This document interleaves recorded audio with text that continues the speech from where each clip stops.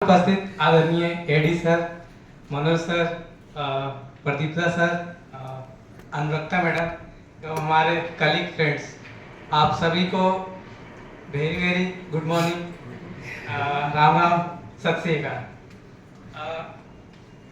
इस ट्रेनिंग के माध्यम से मुझे बहुत कुछ सीखने को मिला।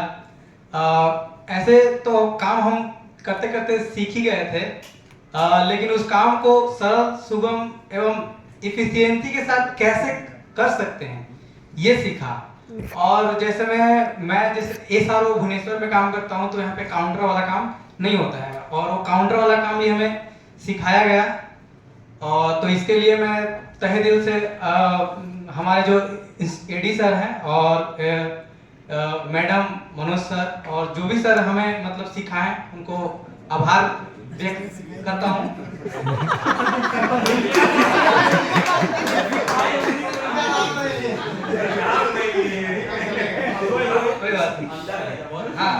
बहुत बढ़िया पिंटू।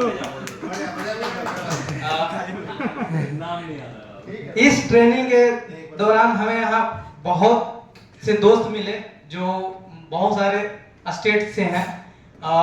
इससे उनके कल्चर के बारे में हमें जानने को मिला और उनके साथ बहुत मजा भी आया, मस्ती भी की। यहाँ पर मैं अपने द्वारा लिखे गए एक कविता सुनाना चाहता हूँ, जो कि मदर्स डे पर 2-3 साल पहले मैंने लिखा था। और ये कविता मैंने अपनी माँ के लिए लिखा था, जो कि फिलहाल तो इस दुनिया में नहीं है, पर अभी भी हमारे दिल में है। तो पेश है ये कविता कि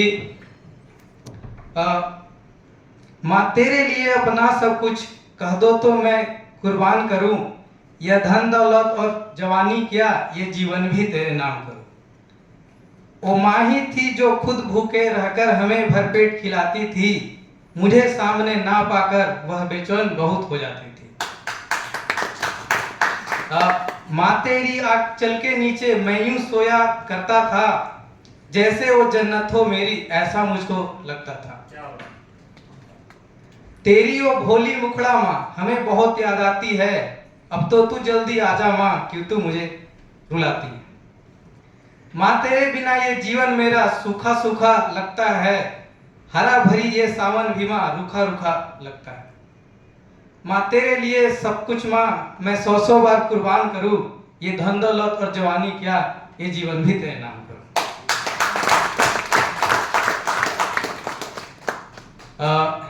और दूसरी ये कविता तो मैं नहीं कहूंगा, ये मतलब लेख है जो कि पति पे है, जो कि अभी तक मैं बन तो नहीं पाया हूं, पर उम्मीद है 2 साल में बन जाऊंगा।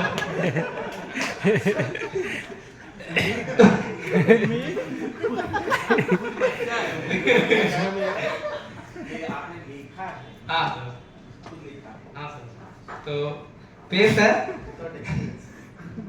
वैसे तो मतलब मैं गांव से बिलोंग करता हूं, पर ये जो पति पत्नी की जो तू में मैं, वो हमारे घर में भी होता है, भैया भाभी करते हैं और चाचा चाची, तो उनको देखकर मतलब जब मैं पढ़ता था तो उस समय में कुछ कुछ लिखता था। हाँ शायद।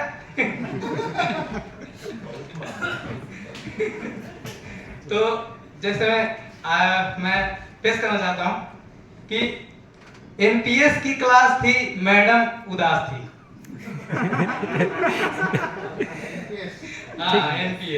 एनपीएस की क्लास थी, मैडम उदास थी, पति से लड़कर आई थी, अब काहे की पढ़ाई थी।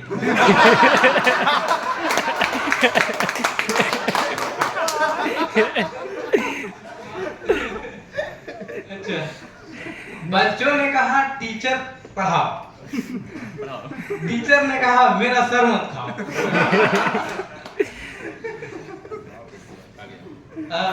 पिछली बार गाय पर लिखा था, इस बार पति पर निबंध लिख कर लाओ। आगे उनमें से एक ने पति के नाम से हर लड़का घबराया, तो उनमें से एक ने डरते डरते कुछ यूं लिख के लाया। तो आगे पे कि पति एक घरेलू प्राणी है। यह सभी घरों में अनिवार्य रूप से पाया जाता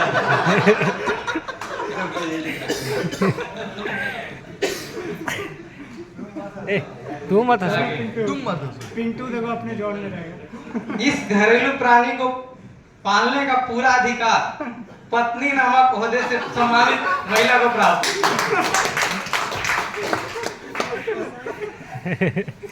और इसे पाने के लिए दहेज रूपी कीमत अदा करनी पड़ती है। आगे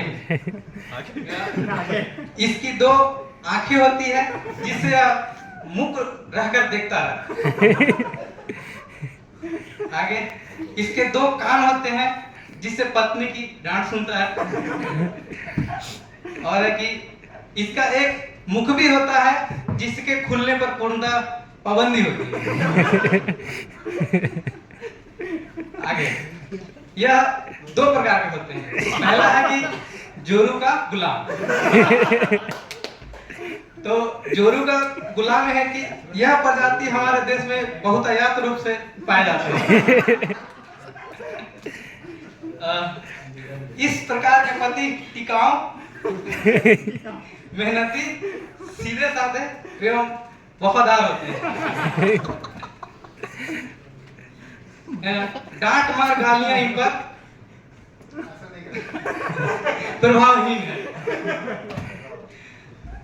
अब आया दूसरा प्रकार। दूसरा है जोरू का बादशाह।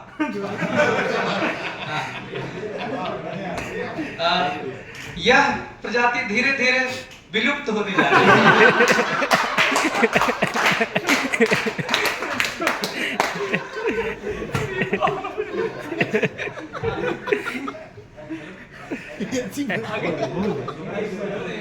माइक धोखा दे।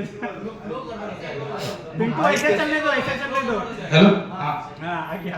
दूसरा है जोरू का बादशाह। तो यह प्रजाति धीरे धीरे लुप्त होती जा रही है। इसके लिए सरकार जल्द से जल्द बादशाहपति संरक्षण अधिनियम लाने जा रही है।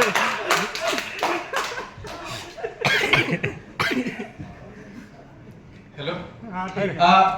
इसी के साथ जाते जाते मैं अपने दोस्तों के लिए एक शायरी बोलना चाहूंगा कि जब कोई जीवन में बोलते जाओ। हाँ बोलते जाओ। जब कोई जीवन में बहुत खास बन जाए उसके बारे में सोचना ही एक एहसास बन जाए। मांग लेना खुदा से उसे जिंदगी भर के लिए, इससे पहले कि उसकी माँ किसी की सास बन जाए।